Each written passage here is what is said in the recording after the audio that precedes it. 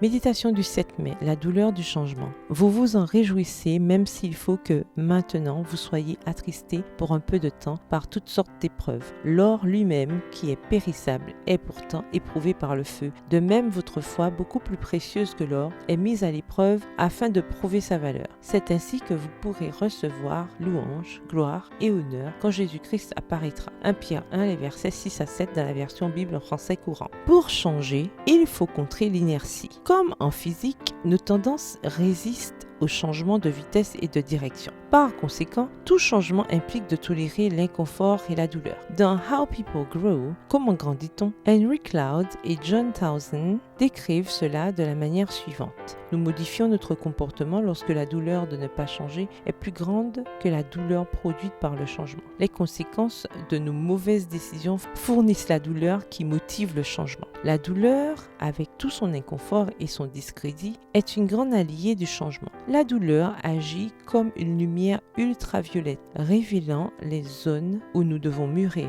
Si nous acceptons plus d'obligations que nous ne pouvons en supporter, l'épuisement nous guette. Si nous n'avons pas donné notre véritable opinion par peur d'offenser, la relation malsaine nous trahit. Si nous ne prenons pas soin de notre santé, notre corps nous le montre. La douleur nous oblige à prêter attention. C.S. Lewis, dans Le problème de la souffrance, souligne que Dieu nous murmure dans nos plaisirs, nous parle dans notre conscience, mais crie dans notre douleur. La douleur est son mégaphone pour nous réveiller. Pendant quelques instants, prêtez attention à un aspect de votre vie qui vous fait souffrir et réfléchissez au message sous-jacent. Demandez à Dieu de vous aider à comprendre comment vous pouvez apprendre et grandir grâce à cette expérience. Demandez-lui de vous donner l'intégralité émotionnelle pour ne pas ignorer la réalité et le courage de l'affronter. Demandez-lui de vous montrer un petit pas que vous pouvez faire aujourd'hui pour changer. Et en parlant à Dieu, réfléchissez aux paroles du poème Risque, R-I-S-K, qui se traduit par risque en français, de l'auteure américaine Elizabeth Appel. Le risque est venu, ou le risque que je prenais pour rester serré dans mon cocon était plus douloureux que le risque que je prenais pour fleurir.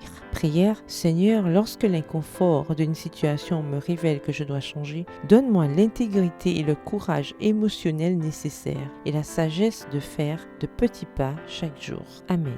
Bonne journée, que l'Éternel vous bénisse.